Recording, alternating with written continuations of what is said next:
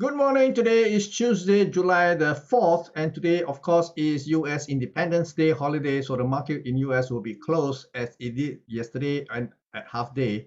So market was pretty quiet overnight, and it will be quiet tonight because of the lack of US market participation. So going forward, we want to take a look at what market may actually do. Last Friday, we saw the Dow Jones, including all equity index, basically rallied on the back of a upward revision in the Q1 GDP for the United States from 1.3% to 2%. So that was a major bump up in the economic outlook for the United States. So that basically supported higher equity prices on Friday. And going forward, because of the shortened week in which we are trading this week, there may be some kind of profit taking going into the week itself. So if there's going to be profit taking, do know that the market may actually drift lower. Of course, we also have non-farm payroll, which is going to be a big number coming out on Friday at 8:30 p.m. Singapore time. So do watch out for that earth shaking event on Friday. So in the meantime, there is the possibility of a pullback in the equity markets in the States. So if that's the case, an ideal place to actually position long is to go back into the market at 33,260 to 33,500 levels, which is this area here shaded in green. So that will actually helps to build a case for higher equity prices going forward. Okay, in the S&P 500, we are seeing that the S&P 500 on Friday actually managed a marginal high for the year at 4,458.5, and it is also vulnerable to profit taking, considering the factor that the market is pretty quiet and until Friday, that is to say. Now, if there's going to be any kind of pullback, the key level to watch will be this recent bottom here at 4,328.8. So if the market drifts into this level of prices without breaking it substantially, then the market have a good chance to actually rally beyond the 4,458.5 that we see so far. Over in Nasdaq did not quite make into a new high on last Friday. The high traded was 15,232 almost 233. Okay, and that is just marginally below the high for the year at 15,284.65. So that is also an area in which I think it will be a very great setup for a counter trend trade. If you have the stomach for counter trend trade, the level to actually do so will be somewhere between 15,241 to 15,267, and that will be fantastic, very low risk, high reward setup. And the target will be somewhere at about 14,600 thereabout. So it is actually quite a decent amount of potential here. Okay, and you can also take a look at this if you think you like the setup. Over in Asia, we can see that Nikkei yesterday managed to actually challenge the high that we saw 2 weeks ago, and it did not quite, it wasn't 2 weeks ago, exactly 1 week ago. And the high traded then was 33,772.9, and the high traded yesterday was 33,762.8. So it was just a hairbreadth away from taking out the high, and it is setting up for a pullback. This morning we see a gap down, and this may actually cause some profit taking going on. And if that's so, then I'm looking at somewhere between 32,000 to 32,300 levels. So that would be a great level to actually pick up some more long position. Of course, we have to understand that there is always the risk of a Bank of Japan intervention in the currency market to support the Japanese yen. And if that's the case, then it may actually screw up this very positive looking chart here. So let's watch out for the possibility of a Bank of Japan intervention to support the yen. Over in Hong Kong, we can see the prices have managed to recover. This morning at half time, we can see that the Hong Kong Hang Seng Index is hovering just under 19,500 points, and this is actually quite remarkable considering the market is actually doing a three-wave rebound, and this three-wave rebound is at this moment very tentative. It could still unravel to the downside, but for the time being, it does look supportive. But if, like I said, if the market cannot sustain beyond this level, then there is the risk that the market will unravel back to test to go back into the range of 18,000 to 18,850 points. So do watch out. It's still a little bit weak, but let's see what happens in the second half. Over in China, as far as the Shanghai Composite Index is concerned, it is very, very strong right now. The rebound from 3,144.4 has been substantial, and the high traded this morning as 3,246.8, and it does looks like it may actually give the 3,276.5 high, which was last traded on June the 16th, a run for its money. And if it managed to clear and close above this level, it will open up the window for a challenge of the 3,370 levels. Over in energy markets, we can see there's a bit of a pullback in energy markets after trading to a high of $71.72, and there's a possible extension of this decline. Ideally, the market can hold around $68.80 to $69.36, which will actually give it a base for it to take on the $72.68 high, perhaps into $72, $73. Okay, so look out for this extended move higher. Over in precious metals, we are beginning to see a little bit of a rebound, or rather an extension of the rebound from $1,893 per ounce. And yesterday we have a high of 1,930, or almost 1,931, so to say. And this further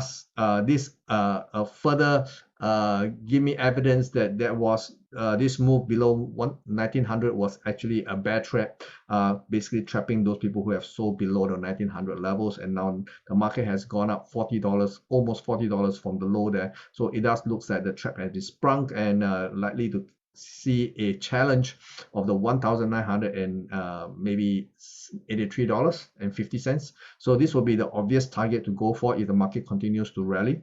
And over in the silver market, we also beginning to see stabilization of the silver market. However, the silver market, the structure of the rebound does looks a bit corrective to me. From the low of $22.11, the market may be doing a three-wave rebound targeting $23.27 to $23.50. So this one looks like a classical three-wave rebound, and if the market cannot sustain beyond this level, it may all unravel. Okay, over in the dollar index, we can see dollar has been struggling ever since it bounced from 101.48 to 103.23. This has completed a three-wave rally, just shy of my ideal target of 103.26 to 103.57. The high traded is 103.23.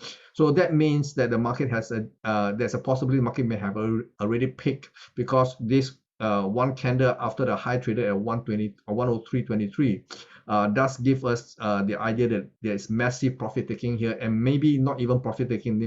Maybe you are seeing a emergence of selling interest here, and if that's the case, there is every possibility the market may actually gun for 101.48 again. But I think there is a good chance later in the day, although US market is closed for the day, maybe in Europe they can take the dollar a little bit higher to 102.80 to 102.90 levels. Now this will be giving us a secondary entry levels to sell this dollar index here, if you believe that the dollar is going to go down again to test the 101.48 levels.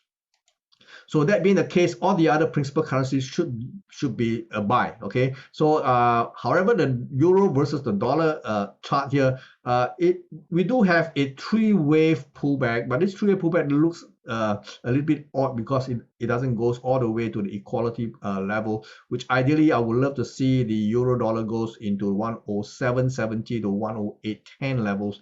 However, the low traded so far last week was 108.35, and it could go down, but there is always a possibility the bottom is already in place, although it's not ideal. But if that's the case, then maybe the market can go and challenge the 110.90. Okay, over in sterling, the structure is a little bit more constructive here. We see the market have a three-wave decline from 128.45 48, go down all the way to 125.90, marginally into this bracket of price, which I have laid out to be a place where I would like to see confirmation of the re-emergence of buying interest, and it did.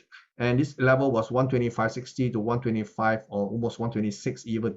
So we can see the market actually dipped into this bracket of price marginally before it bounced out very aggressive. You can see this bar here has a very long and sustained candle bar here. That gave me the evidence that there are buying interest, big buying interest that already in the market. But the high so far is 127.30, less than 30. But in the meantime, if we do get a little bit of a pullback, somewhere between 126.40 to 126.60 level, the 20-point range. I think that would be an ideal level to for those who have missed out buying, that would be a great level to buy, because I think the 128.50 levels may be taken out in the next surge, targeting 130. Okay, my target is 130 here, so that's a nice big juicy number there. Okay. And over in the Aussie market, I do not know what to make of this yet. Of course, the market has held out very well between 0.6550 to 0.6630, and the market has been going higher to 0.6690 so far.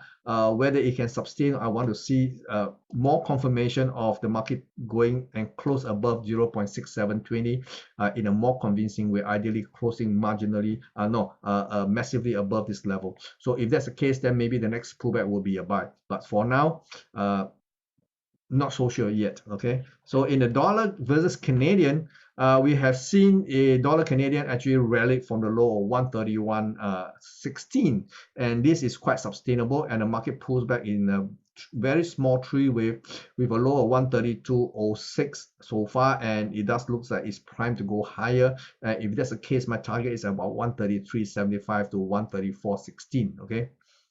Dollar yen is a bit of a dilemma right now. We have seen a bit of a struggle here since the market traded to 145 on Friday. The market has been struggling because I did mention anything between 145 to 150 is a danger zone, because the Bank of Japan may come in at any time without notice. The last time they intervened is exactly at 145, so do watch out for 145 to 150 levels. If we see a sustained rally, the Bank of Japan may be itching to go in to intervene. So the high traded so far, besides the rebound that we saw, is at 144.90 on yesterday. And if that is the case, you can see the market has actually traded marginally above my sell zone, 144.75 to 144.90 levels. So that is a level ideally to sell. The market is just trading just below those levels here. Now, the only thing that may actually screw up this chart is this long candle bar here. This one is a hammer. And if a hammer is what is to be believed, then it suggests that there is a strong buying interest here. So that's the reason why I say the traders are a little bit conflicted here as to whether they want to push it higher or take the risk of a Bank of Japan intervention or take profit from here. And if there's going to be sustained profit taking, this market may actually drift all the way down to test this high here at 140. So do watch out for a massive decline in the dollar versus the yen rate. Okay, over in cryptocurrencies, we are beginning to see sign of a nascent recovery in Bitcoin prices. We have a three-way pullback from 31,458 to a low of 29,508, and now the market has beginning to go up. But this going up is a little bit very tentative. It's gingerly trying to test to see if there's going to be any selling pressure going on. And if the market do take out 31,458, I don't think it will be substantial. I think top side will be seeing somewhere around perhaps, let me see, I think it's about 32,000, 33,000 there about. Okay, 33,000. There is a previous high traded last May, late May, we can see the high traded was 32,000, about $400. Okay, so from that point onwards all the way to 33,000 even, those are the areas in which it may not sustain. So do look out for a rush beyond 31,500, but it can possibly go up by no more than $1,000 before it all unravels. So if you see the market cannot sustain beyond, so we can see that this current movement here is trying to test and go beyond the $31,458. If it fails, everything could unravel all the way back to 24,750. So there is the big risk here of the market failure to go even higher, and it can all unravel. So do look out for the eventuality here. That's all I have for you. And if you are not trading tonight, and go out and take a break because it's a holiday. Bye bye, take care, and I'll see you tomorrow. Bye bye.